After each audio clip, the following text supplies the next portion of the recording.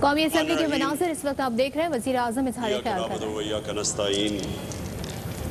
جناب اسپیکر، میں سب سے پہلے تو اپنی پارٹی، اپنے ایلائز، ان کا شکریہ ادا کرنا چاہتا ہوں کہ جس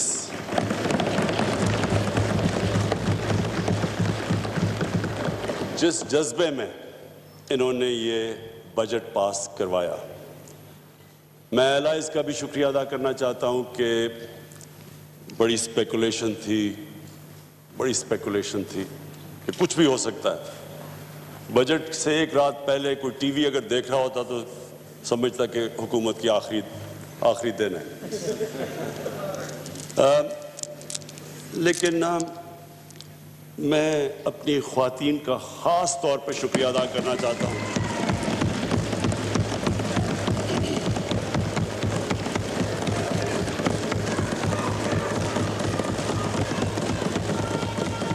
اس لیے مجھے چیف ویپ عامر ڈوگر نے باقاعدہ پوری انفارمیشن دی کہ کس طرح ہماری خواتین نے ساری اسمبلی میں انہوں نے گین کتنا کیا، پہلے سال سے زیادہ انہوں نے سیکھا، ان کی جس طرح کی پرفارمنس رہی اسمبلی میں اور جو امپرومنٹس آئیں، تو میں اس لیے ان کو خاص طور پہ خراج تحسین پیش کرتا ہوں۔ میں اپنی مائنورٹیز ان کا بھی شکریہ ادا کرتا ہوں جس طرح انہوں نے پارٹیسپیٹ کیا ہمارے ساتھ۔ اسپیکر صاحب، میں سب سے پہلے آج پاکستان کے ہیروز کو اکنالج کرنا چاہتا ہوں۔ یہ پاکستان کے ہیروز ہیں جن کے میں نام لینے لگا ہوں۔ سب سے پہلے سب انسپیکٹر شاہد شہید،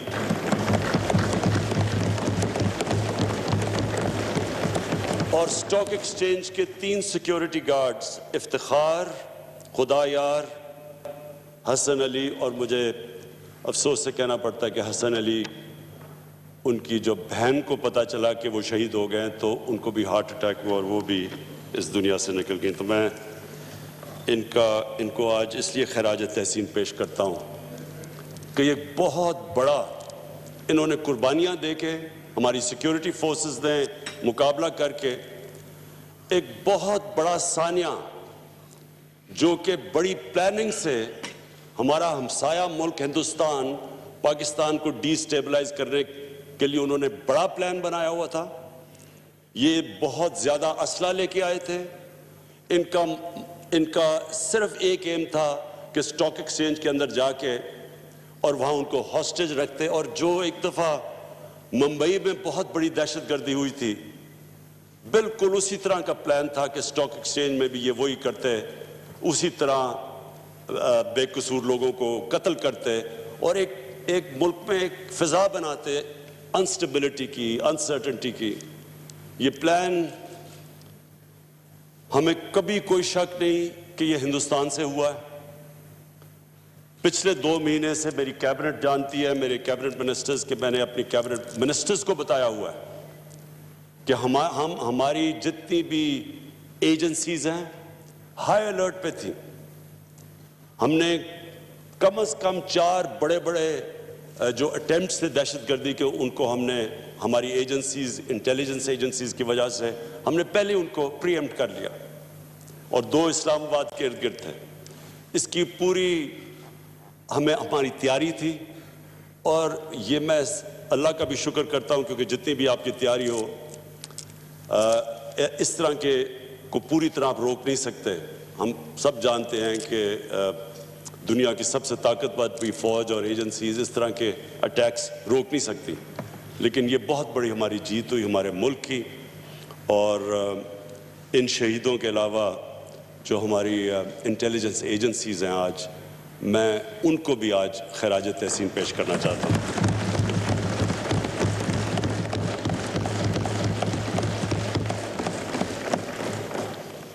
میں اس بجٹ سیشن میں بڑی تقریریں ہوئی، ہر قسم کی اپوزیشن نے بھی تقریریں کی، اس کے اوپر میں بعد میں آؤں گا۔ اپنی جو میری فائنانس ٹیم تھی، میں جانتا ہوں کہ یہ کتنا مشکل بجٹ تھا۔ سمپلی میں آپ سب کے سامنے رکھتا ہوں کہ ہمارا ہوا کیا کہ ہم نے 5,000 ارب روپیہ اکٹھا کرنا تھا، وہ ریوائز ہو کے ہمارا تھوڑا سا نیچے آ گیا 4,900 ارب۔ یہ ہمارا ایف بی آر کا ٹارگٹ تھا، اور اس ٹارگٹ پہ ہم جا رہے تھے۔ 17% کلیکشن ہو رہی تھی، جو کہ 4-5 سال میں سب سے زیادہ کلیکشن تھی۔ جیسے کووڈ آیا اور اس کا جو لاک ڈاؤن کا جو اثرات ہوئے، اب وہ صرف پاکستان ہی نہیں، آپ ساری دنیا میں آپ دیکھ رہے ہیں کہ کس طرح کا دھماکہ ساری دنیا کی اکانومیز کے اوپر کس طرح کے اثرات آئے۔ تو ہماری جو ڈائریکٹ ہمیں نقصان ہوا کہ ہمارا جو ریوائز ٹارگٹ آیا، جو ہم نے 4,900 ارب اکٹھا کرنا تھا، وہ اب آ گیا 3,900 ارب، یعنی 1 ٹریلین روپیہ ہماری شارٹ فال آ گئی۔ یہ اب کی ہے شارٹ فال۔ یہ سمجھنا ہے آپ نے کہ یہ جو شارٹ فال ہے یہ ابھی تک کی ہے، کیونکہ اس وقت پوری طرح لاک ڈاؤن کا جو امپیکٹ ہے نہ ہم میجر کر سکتے ہیں، نہ دنیا میں کوئی ملک کر سکتا ہے، کیونکہ کبھی اس طرح کی چیز ہوئی نہیں کہ پورا طرح اکانومی بند کر دی جائے، لوگوں کو گھر میں بند کر دیا جائے۔ اس کا کوئی مثال نہیں ہے۔ تو اس کے جو اثرات ہیں ابھی تک پوری طرح لوگ نہیں سمجھ رہے۔ اور میں پھر اپنی ٹیم، جو ہمیں بڑا تنقید ہوئی کہ جی کنفیوزڈ ہیں، ان کو پتہ نہیں کیا کر رہے ہیں، میں پھر سے اپنی ٹیم کا شکریہ ادا بھی کرتا ہوں اور خراج تحسین اس لیے پیش کرتا ہوں کہ ہم نے وہ لاک ڈاؤن نہیں کیا جو ہمارے پہ پریشر ڈالا جا رہا تھا۔ ہمیں سندھ سے ساری مثالیں آئیں، جی دیکھیں سندھ میں کتنا زبردست لاک ڈاؤن ہو گیا، آپ بھی کریں۔ میں اگر میری بات سنی جاتی، کیونکہ 80th امینڈمنٹ کے بعد صوبائی اٹانومی ہے، وہ اپنے فیصلے کرتے ہیں، میں کبھی بھی پھر بھی وہ بھی لاک ڈاؤن نہ کرتا جو کہ ہم نے کیا۔ میں پھر بھی کوشش کرتا کہ ہماری کنسٹرکشن چلتی رہتی، ہماری چھوٹی دکانیں، چھابڑی والے یہ چلتے رہتے، لیکن کیونکہ وہ ہم یورپ کو دیکھ رہے تھے تو یہاں بھی لوگ یورپ کو دیکھ کے جب انہوں نے لاک ڈاؤن کیا تو یہاں بھی شروع ہو گئے۔ ووہان سٹی کا چائنا میں انہوں نے دیکھا کہ انہوں نے لاک ڈاؤن کیا، یہاں بھی کر دیا۔ لیکن ہمارے جو حالات تھے اسپیکر صاحب، ہمارے حالات پہلے ہی اچھے نہیں تھے، اور جن بھی ملکوں کے اندر غربت ہو اور ڈیلی ویجر ہو اور انفارمل اکانومی ہو، کیونکہ 80% تو ہمارے مزدور ان کی رجسٹریشن ہی نہیں ہے۔ امریکہ جیسے ملک میں بھی لوگ لائنوں میں کھڑے ہو کے کھانا اس لیے لے رہے ہیں کیوں اس کے باوجود کہ وہاں رجسٹرڈ ہیں اور ان کو ان امپلائمنٹ بینیفٹ سیدھے بینک میں جا رہے ہیں۔ وہاں تو فارمل اکانومی ہے، ہماری 80% انفارمل اکانومی۔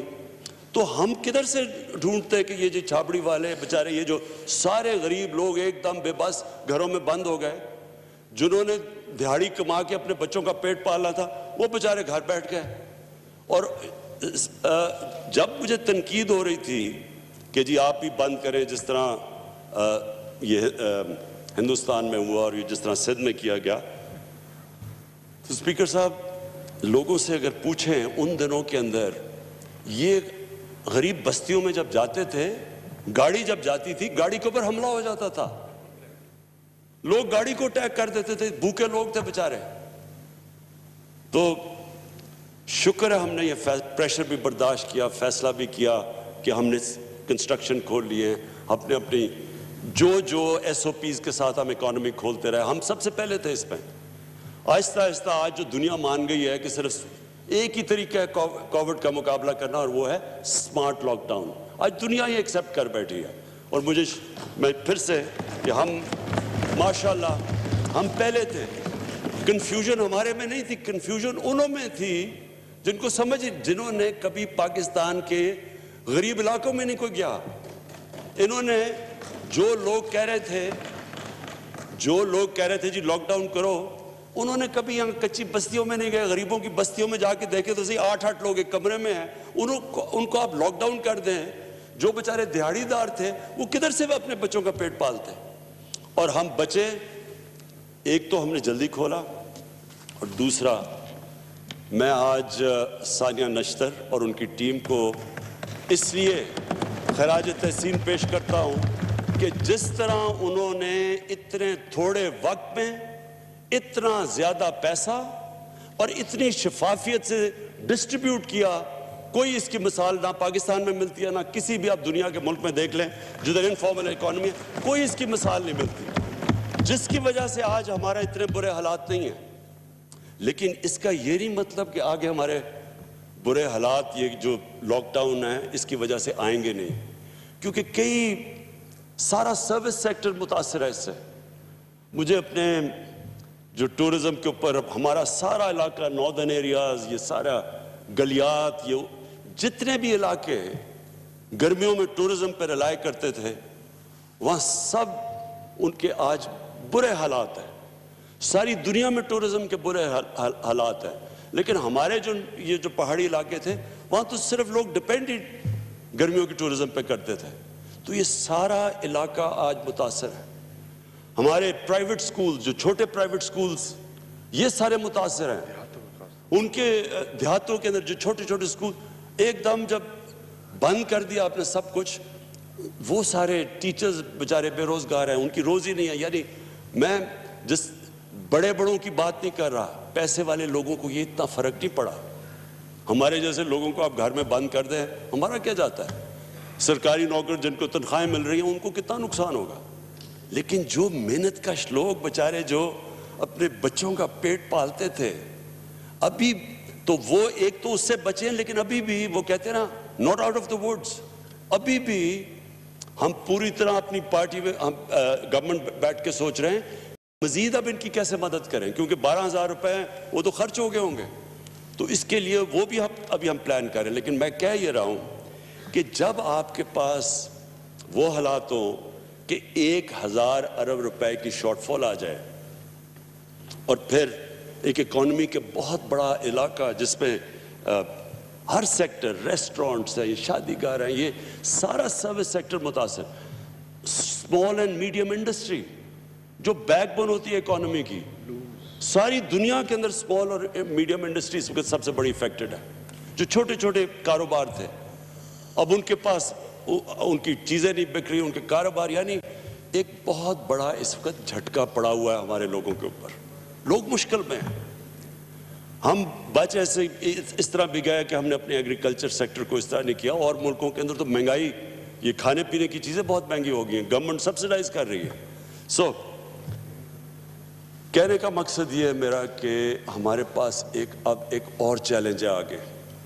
چیلنج یہ ہے کہ ہمیں اب پاکستان کو یہ جو اگلے حالات ہیں، جو پھر سے میں کہتا ہوں کہ ابھی ہم نہیں بتا سکتے کہ یہ آگے کب تک ہماری ٹیکس کلیکشن گین کرے گی، کب تک ہمارے یہ جو اتنے زیادہ لوگ متاثر ہیں ان کو ہم نے کیسے ہیلپ کرنا ہے۔ بڑے زبردست پیکیجز ہم نے دیے ہیں، حماد اظہر نے انڈسٹری میں، انہوں نے بڑی محنت کر کے ساروں کنسلٹ کر کے ان کو چھوٹ دی ہے، ان کی مدد کیا ہے، لیکن پھر بھی یہ کانسٹنٹ اب چیلنج رہے گا کہ ایک اکانومی جو بری طرح پہلے مشکل سے اوپر آ رہی تھی ایک ریسیشن سے، اس کے لیے ابھی بھی ہمارے اوپر بہت بڑا چیلنج ہے۔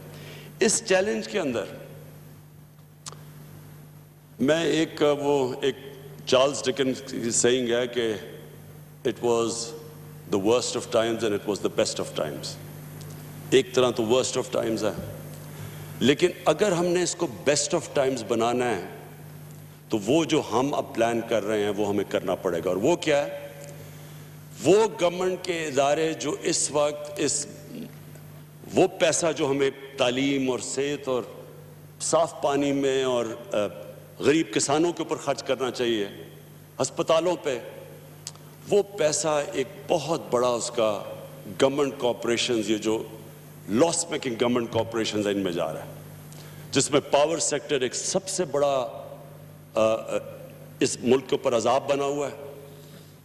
اس میں آپ کو یہ بتا دوں کہ میں پھر سے یہ ریپیٹ کرتا ہوں کہ یہ پاور سیکٹر کا جو سارا قرضہ، یہ جو سارے کانٹریکٹ، یہ سارے ہمارے سے پہلے کیا، انہیرٹ کیا ہم، یہ ہمیں ملا ان پچھلی 10 سالوں کے اندر۔ اب وہ اس سیکٹر کو ٹھیک کرنے کے لیے टिंकरिंग विद द सिस्टम नहीं हो सकता, छोटे छोटे चेंजेस ही, इसमें बड़े ड्रास्टिक चेंजेस करने पड़ेंगे।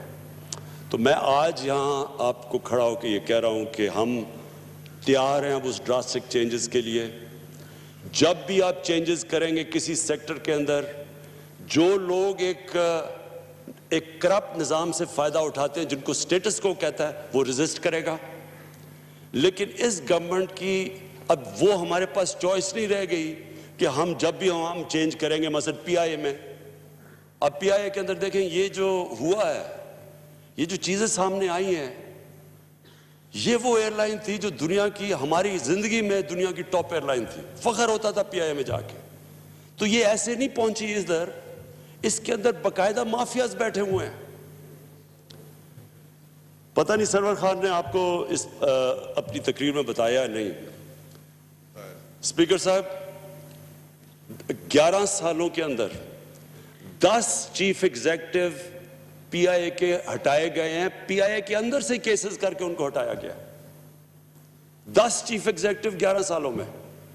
हमने जो ये जो अभी जो हमारे चेयरमैन है इस वक्त पीआईए के, 5 महीने इन्होंने केस करके उनको घर बैठा दिया जब फाइनली केस जीता गया।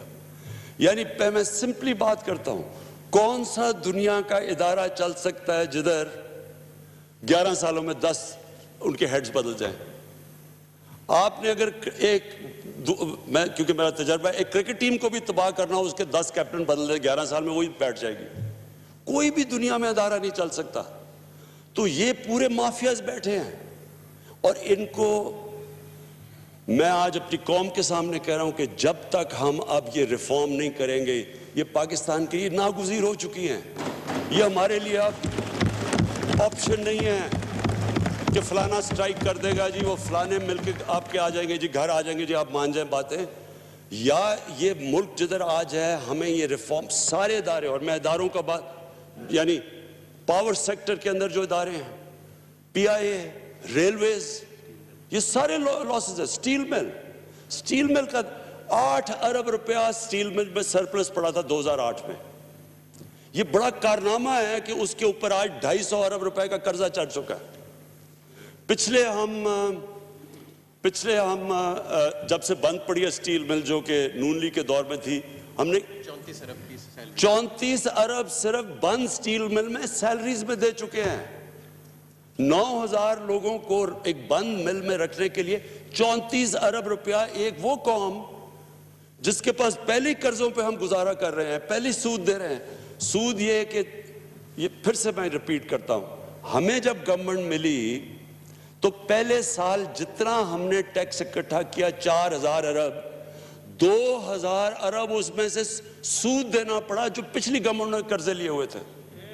तो उस मकरूज मुल्क के अंदर आप ये सोचें कि हम ये अरबों रुपया दे रहे हैं बंद मिल पे, और फिर वही खड़े, वो जिन्होंने इस मिल का, जिस पीपल्स पार्टी के दौर में इसका 8 अरब सरप्लस से जो इसका दिवालिया निकला था, वो आगे से कह रहे जी मजदूरों को नहीं हटा रहा, क्योंकि इन्होंने अंदर घुसाए हुए हैं।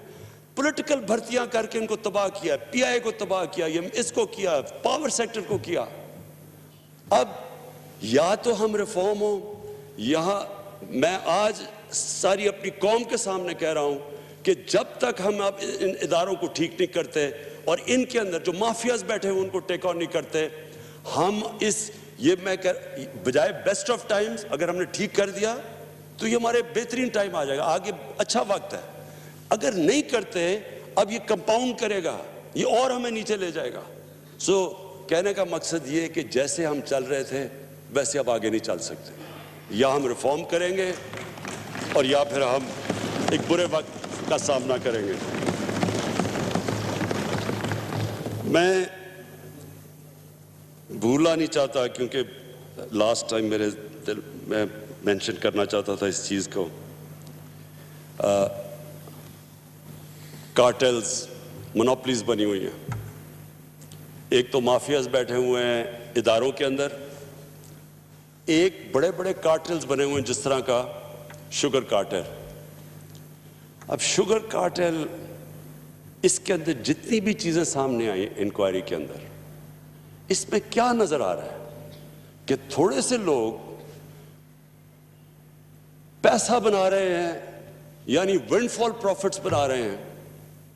کوئی میں پھر واضح کر دوں کہ یہ ملک کی فیوچر ہے ہم انڈسٹریلائز کریں. اس ملک کی فیوچر ہے کہ ہم اپنی بزنسز کو پروموٹ کریں. اس ملک کی فیوچر ہے اپنے ایگریکلچر کو پروموٹ کریں. ہم چاہتے ہیں کہ پیسے بنائے جائیں, ہمارا کسان پیسہ بنائے, ہماری بزنسز پیسے بنائیں, ہماری انڈسٹری پیسہ بنائے. لیکن وہ ایک معاشرے کے اندر اپنا فرض تو پورا کریں, ٹیکس تو دیں. جب آپ پیسے بناتے ہیں معاشرہ چلتا ہے. ساری دنیا کے اندر جو کامیاب معاشرے ہیں وہ چلتے ہیں کہ لوگ پیسہ بناتے ہیں, وہ ٹیکس دیتے ہیں, وہ ٹیکس آپ اپنی عوام پہ خرچ کرتے ہیں, ان کی تعلیم پہ, صحت پہ. اس طرح ایک معاشرہ چلتا ہے. جو مدینہ کی ریاست کی میں بات کرتا تھا, اس سرکار مدینہ پہلی دفعہ دنیا کی تاریخ میں انہوں نے جو زکوٰۃ کا سسٹم نکالا, پیسے والے لوگ سے اکٹھا کرتے تھے اور نچلے لوگوں کے اوپر خرچ کرتے تھے. یہ آج سارے یورپ میں ویلفیئر سٹیٹس اس کے اوپر بیسڈ ہے. ہم یہاں کیا کر رہے ہیں, ریکارڈ پروفٹس, 29 ارب روپے کی سبسڈی 4 سال میں لے کے ساری شوگر مل انڈسٹری 9 ارب روپے کا ٹیکس دیتی ہے. اس کے علاوہ مہنگی چینی, لوگوں کو مہنگی چینی مل رہی ہے. اس کے علاوہ ساری جو ریگولیٹرز تھے جن کا کام یہ روکنا تھا, چیک کرنا تھا, اس کو کارٹلائزیشن کو چیک کرنا, وہ ساتھ ملے ہوئے تھے. ان کے ایف بی آر کے لوگ ساتھ ملے ہوئے ہیں, کمپٹیشن کمیشن کے لوگ ان کے ساتھ ملے ہوئے ہیں. کمپلیسٹی تھی. اور لوٹ کون رہے ہیں, کس کو لوٹ رہے ہیں؟ پاکستانی گورنمنٹ کو اور پاکستانی عوام کو اور بیچارے ہمارے کسان کو. یہ اسپیکر صاحب ہر جگہ ہو رہا ہے. اور یہ ہماری گورنمنٹ کی مشن ہے. ہماری مشن یہ ہے کہ ہم نے اس ملک میں, جب ہم کہتے ہیں انصاف کا نظام, عدل اور انصاف, وہ مطلب ہی یہ ہوتا ہے کہ جو محنت کرتا ہے وہ پیسہ بنائے, لیکن اپنا عوام اپنا جو شیئر ہے وہ دے, تاکہ ہم نچلے سے لوگوں کے اوپر خرچ کر کے اوپر اٹھا دیں. وہ تو کبھی بھی ملک اوپر نہیں جا سکتا کہ چھوٹا سا طبقہ امیر ہوتا رہا اور باقی بیچاری عوام آپ بھوکا ننگا رکھیں. کوئی بھی آج تک ملک ترقی نہیں کر سکا. تو یہ سارے کارٹلز, ان سب کو میری یہ مشن ہے کہ ہم ان ساروں کو قانون کے نیچے لے کے آئیں گے.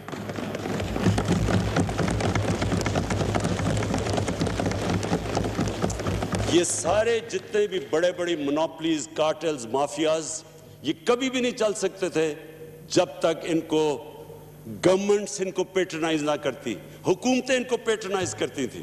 یہ جو شوگر مل یہ جو ساری شوگر مافیا ہے, کون اس میں بیٹھے ہوئے اوپر؟ میں بھی سوچوں کہ آصف زرداری کی بھی شوگر ملز ہیں, نواز شریف کی بھی شوگر مل ہے. بھئی آپ کی شوگر ملز ہیں کیوں؟ جب آپ غور سے جب پتہ چلتا ہے تو کیوں شوگر مل ہے؟ بلیک کا پیسہ وائٹ کرنے کے لیے شوگر ملز بنی ہوئی. تو یہ ایک جگہ نہیں ہے اسپیکر صاحب, یہ ہر جگہ ہے. ہم آہستہ آہستہ پہنچ رہے ہیں.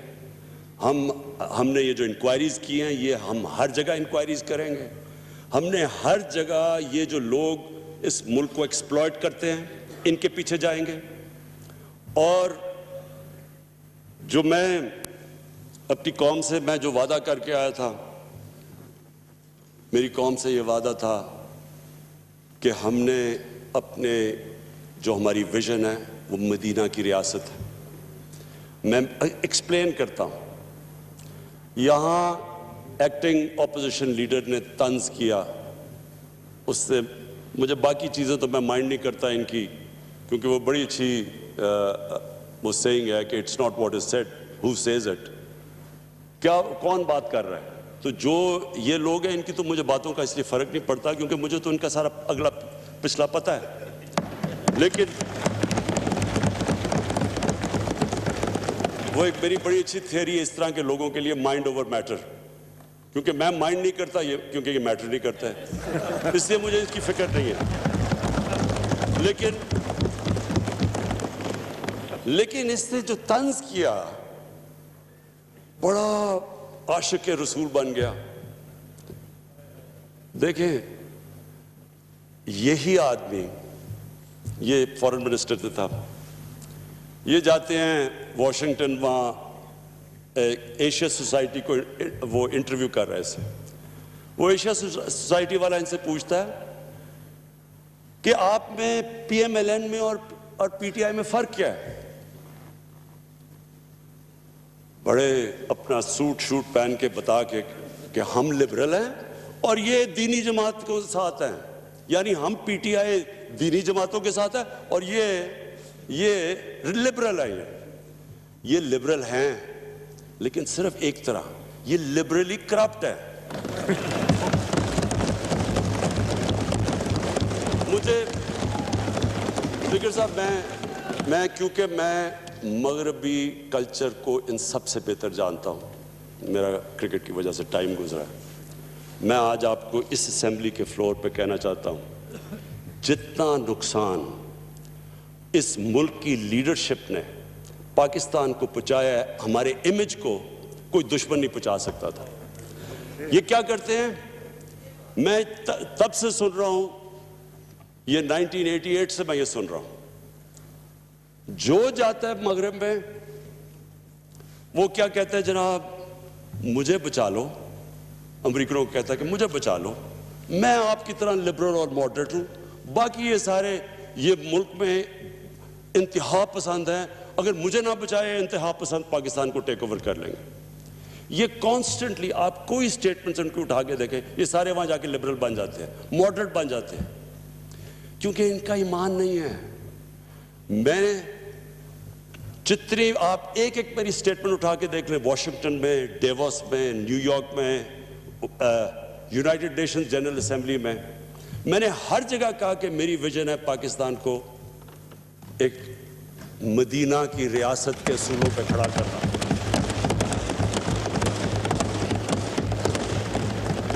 میں نے اسپیکر صاحب جنرل اسمبلی کے اندر باقاعدہ میرے خیال میں پہلی دفعہ کسی نے وہاں یہ بتایا کہ مدینہ کی ریاست کیا تھی، کیسے اس نے خواتین کو، عورتوں کو رائٹس دیے، غلاموں کو آزاد کیا،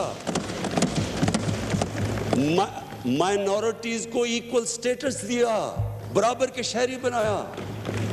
کہ ادھر میں نے بتایا کہ یہودی کیس جیت جاتا ہے، حضرت علی رضی اللہ تعالیٰ ان کا کیا مقام تھا اسلام میں اور کیا ہے، ان سے وہ کیس ہار جاتے ہیں یہودی سے. یہ تھا انصاف کا وہ نظام، یہ ایکوالٹی تھی، یہ رول آف لا تھا. اور وہاں مدینہ کی ریاست کی سب سے بڑی چیز یہ تھی کہ انسانیت تھی. وہاں پہلی ویلفیئر سٹیٹ تھی. آخری خطبے میں ہمارے نبی محمد صلی اللہ علیہ وسلم آخری خطبے پہ کھڑے ہو کے کہتے ہیں کہ سب انسان برابر ہیں، کوئی ریس، جو بھی مرضی آپ کا رنگ ہو، سب انسان حضرت آدم کی اولاد ہے. آج آپ امریکہ میں دیکھیں جو بیچارے افریقن امریکن سے جس طرح بیچارے وہ سڑکوں پہ نکلے ہوئے ہیں، آج تک ان کو وہ نہیں کیا جو 1500 سال پہلے ہمارے نبی صلی اللہ علیہ وسلم نے ریسزم کے خلاف بات کی تھی. ایک ماڈرن سٹیٹ تھی جو ماڈرن پرنسپلز پہ تھی. اور میں بار بار ایک چیز کہتا ہوں، اللہ نے ہمیں قرآن میں حکم دیا کہ ہمارے نبی صلی اللہ علیہ وسلم کی سنت پہ چلو. وہ کس لیے کہا ہے؟ ہماری بہتری کے لیے. جو انسان ان کی سنت پہ چلے گا وہ آٹومیٹکلی اوپر چلا جائے گا. اور جو قوم مدینہ کی ریاست پہ اصولوں پہ چلے گی وہ اٹھ جائے گی، چاہے وہ مسلمان نہ بھی ہوں. آج جو محمد عبدو نے، ایک بہت بڑا اسکالر تھا، وہ جب یورپ گیا پہلی دفعہ آج سے 100 سال پہلے، تو جب وہ واپس آیا مصر میں، تو اس نے بڑی زبردست بات کی. اس نے کہا میں یورپ گیا، وہاں مسلمان نہیں نظر آئے لیکن بڑا اسلام نظر آیا. اور واپس آ کے کہتا مصر میں کہ یہاں مسلمان تو بہت ہے، مجھے بڑا کم اسلام نظر آ رہا ہے. جو ان کی سنت پہ چلے گا اللہ تو اس کو مانتا ہے. جو انسانیت ہوگی، جس معاشرے میں انصاف ہوگا، جس میں میرٹ ہوگی، جس کے اندر انسانوں کو برابر کا سمجھا جائے گا، وہ معاشرہ دنیا میں اوپر چلا جائے گا. اور آج آپ نے اگر اسکینڈینیوین، جو میں نے جا کے دیکھا اسکینڈینیوین ممالک میں، آپ دیکھیں گے کہ وہاں کس طرح کی ان کی کتنے وہ قریب ہیں مدینہ کی ریاست کے اور ہم کتنے دور ہیں اس سے. جو مجھے سب سے جو میرا آخری پوائنٹ ہے، آخری پوائنٹ سے پہلے میں صرف آج سب اس ہال کے سامنے اکنالج کرنا چاہتا ہوں جو پاکستان کے ہیلتھ ورکرز ہیں، ہمارے ڈاکٹرز ہیں، جتنی وہ فرنٹ لائن میں محنت کر رہے ہیں.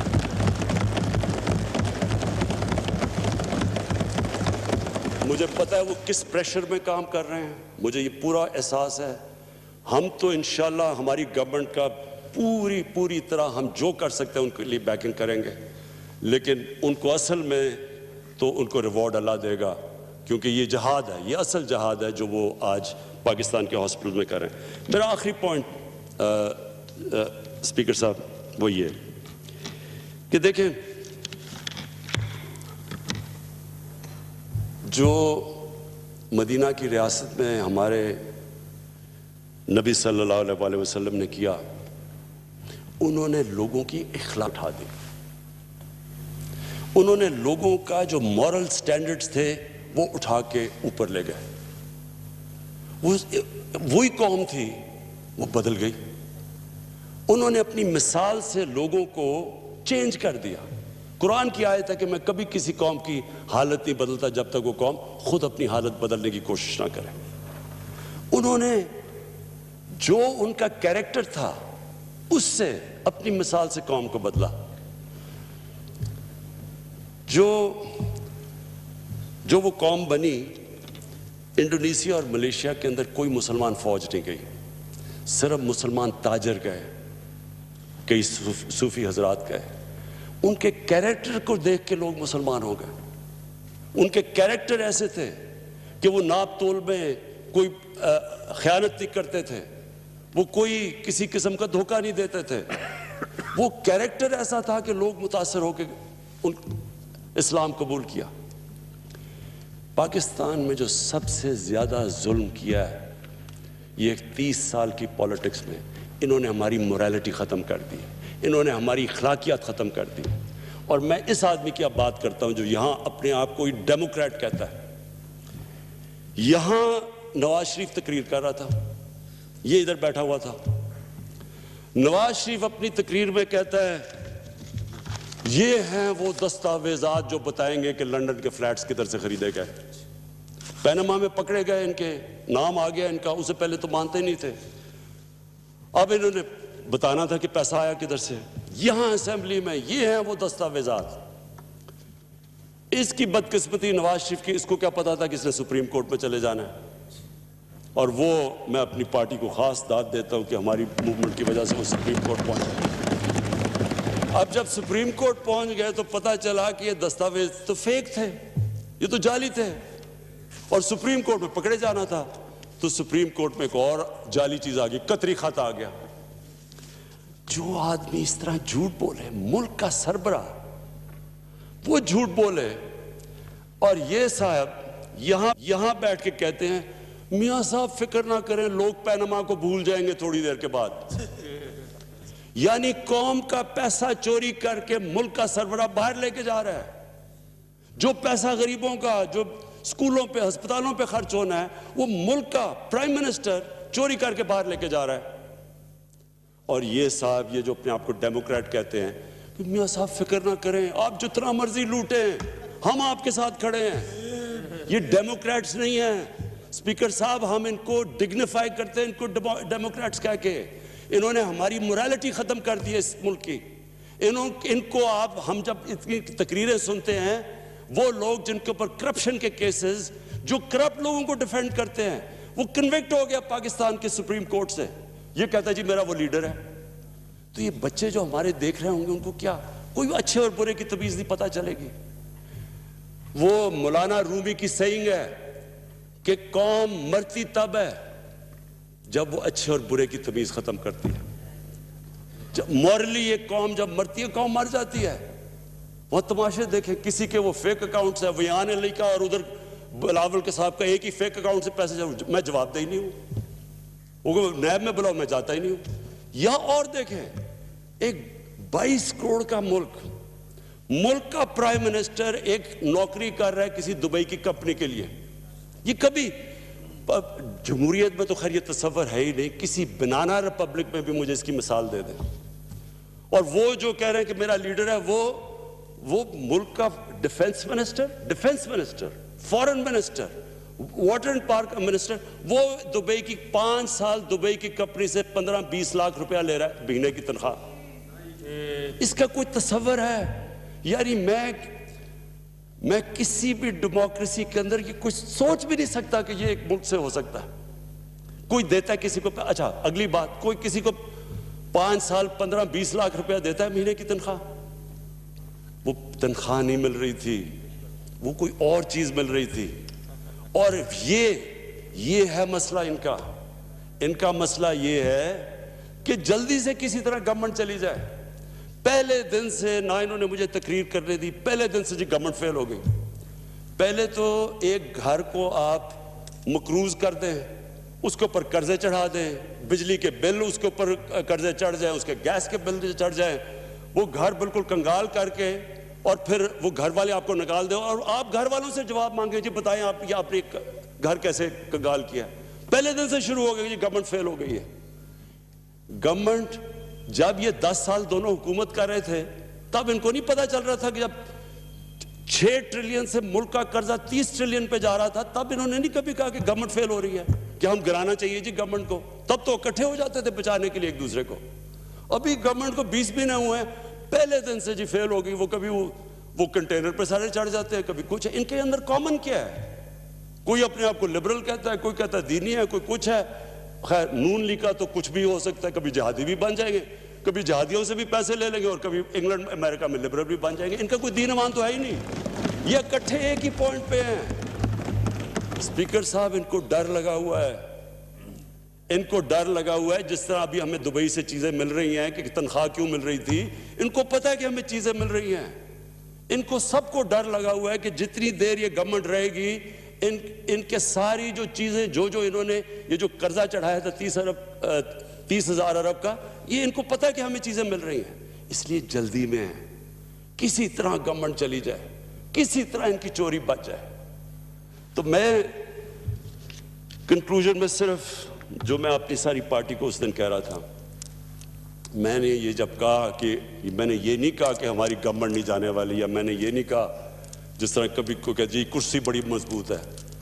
کوئی مضبوط نہیں ہوتا, اللہ کے اوپر ہوتا ہے. آپ آج ہیں کل نہیں ہیں.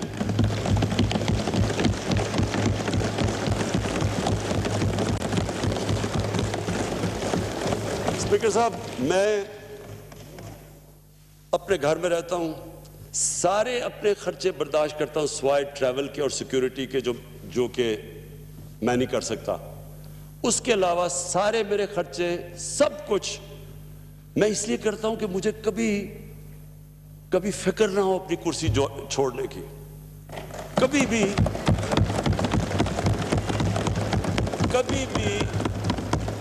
کبھی بھی مجھے اپنے اصولوں پہ اور نظریے پہ کمپرومائز نہ کرنا پڑے. جب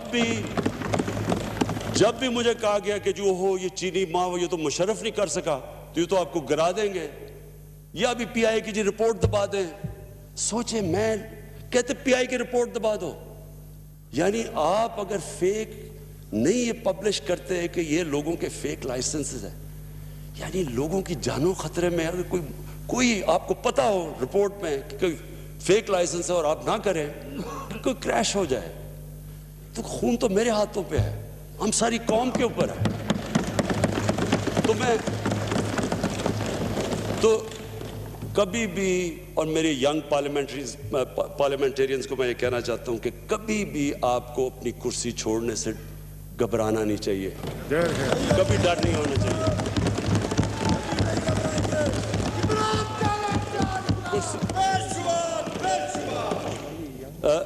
کرسی آنے جانے کی چیز ہے, لیکن جو آپ کو کبھی چھوڑنا نہیں چاہیے وہ ہے آپ کا نظریہ. اسپیکر صاحب, جب تک ہم اپنے نظریے پہ کھڑے رہیں گے اونچ نیچ آئے گی. اور پلیز یہ میری بات میں اپنی پارٹی کو کہہ رہا ہوں, یہ یاد رکھیں, اونچ نیچ زندگی کا حصہ ہے. جتنی بڑی آپ کی سٹرگل اتنی آپ کی اونچ نیچ. کوئی آج تک دنیا میں کسی نے بڑا کام نہیں کیا جو اوپر جا کے نیچے نہیں گرا، پھر کھڑا ہوا، پھر نیچے نہیں گرا. یعنی سٹرگل کے بغیر آج تک کسی نے دنیا میں کوئی کام نہیں کیا. جب آپ سٹرگل کے بغیر ایک پارٹی کا چیئرمین آپ کو بنا دیتے ہیں تو آپ کہتے ہیں پھر جب بارش آتا ہے تو پانی آتا ہے. بس یعنی آپ نے کبھی سٹرگل ہی نہیں کی. آپ لاک ڈاؤن کہہ رہے ہیں. یہی نہیں پتا کہ بیچارے غریب بستیوں میں لوگ رہتے کیسے، کیونکہ آپ کو پتہ ہی نہیں ہے. لیڈرشپ ایک سٹرگل کا نام ہے. ایک سٹرگل لیڈر کو بناتا ہے. مشکل وقت لیڈر کا تو سب سے بڑا ٹیسٹ ہی ہوتا ہے مشکل وقت میں، اور وہ مشکل وقت میں تب کھڑا ہوتا ہے جب اس کو سٹرگل کرنی آتی ہے، وہ گھبراتا نہیں ہے. تو یہ جو ہمارا ملک جدھر آج کھڑا ہے، اسپیکر صاحب، یہ میں آج آپ سب کے سامنے کہوں کہ پھر سے میں ریپیٹ کرتا ہوں، کئی طرح یہ ہماری تاریخ کا سب سے مشکل وقت ہے، اور کئی طرح انشاءاللہ یہ اگر ہم یہ جو ریفارمز میں نے آپ کو کہہ دیں، جو ہمارا پورا پروگرام بن گیا ہے کنسٹرکشن انڈسٹری کے اوپر، میں خود سارا میں پورا میرے آفس سے ساری کنسٹرکشن انڈسٹری کو ہم اس طرح اس لیے چلا رہے ہیں، جو میں خود مانیٹر کر رہا ہوں، کہ اسی سے ہمارے لوگوں کو نوکریاں ملیں گی. جب تک ہمارا ایک ینگ پاپولیشن ہے ان کو ہم نے نوکریاں دینی ہیں، وہ کنسٹرکشن سے ملے گی. ایگریکلچر کو پوری ہم مدد کر رہے ہیں. اور پھر تیسری انڈسٹری، کہ انڈسٹری اور خاص طور پہ اسمال اور میڈیم، ان کی پوری کوشش کریں گے ان کو چلانے کے لیے. لیکن یہ ہمیں سمجھ آنا چاہیے کہ یہ جو اللہ نے ہمیں ملک دیا ہے، جو اللہ نے تحفہ دیا پاکستان کا، یہ تحفہ ہے. میں جتنا یہ 22 مہینے میں دیکھا ہے، اللہ نے اتنی نعمتیں ہمیں بخشی ہیں. ہماری کوتاہی ہے کہ ہم نے جو اللہ کی نعمتوں کی قدر نہیں کی. جو چیز آپ جگہ اٹھائیں آپ دیکھیں کہ پاکستان کو اللہ نے وہ بخشی ہوئی. میں نے ساری دنیا دیکھی ہے. سوئٹزرلینڈ چلے جائیں، کہتے جی نیوزی لینڈ $50,000، سنگاپور چلے جائیں. کیسے وہ کوئی ملک مقابلہ کر سکتا ہے اس ملک کا جس کو اللہ نے کیا آپ نام لے اور اللہ نے پاکستان کو دیا ہوا ہے. اور سب سے بڑا جو ہمارا اسٹریٹجک لوکیشن اب ہے، ہمارا جو لوکیشن ہے، اور پھر چائنا کے ساتھ جو ہمارے تعلقات ہیں، میں آج آپ سب کے سامنے کہہ رہا ہوں کہ جو ہمارا اس وقت اسٹریٹجک ریلیشن چائنا کے ساتھ ہے، یہ انشاءاللہ ہم نے اپنی یہ ریفارمز کر دیں، اپنا ہاؤس ان آرڈر کر دیا، انشاءاللہ یہ وہ ملک بنے گا. میں آج پیشن گوئی آپ کے کر رہا ہوں، یہ مشکل وقت ہے، اس سے نکل کے یہ وہ ملک بنے گا. یہ پھر مثال بن جائے گا ساری ڈیولپنگ ورلڈ کے لیے، جو 1960s میں ہم ایک وقت پہ مثال بنے ہوئے تھے.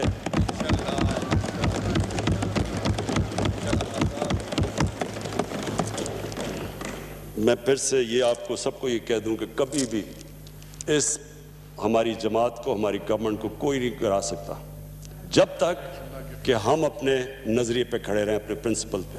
ہم تب نیچے جائیں گے جب یہ جو کہتے ہیں نا، یہ سارا شور مچا ہوا کہ کسی طرح بس 6-7 لوگوں کو عمران خان کہا کہ جی فکر نہ کرو، میں NRO آپ کو دے دیا.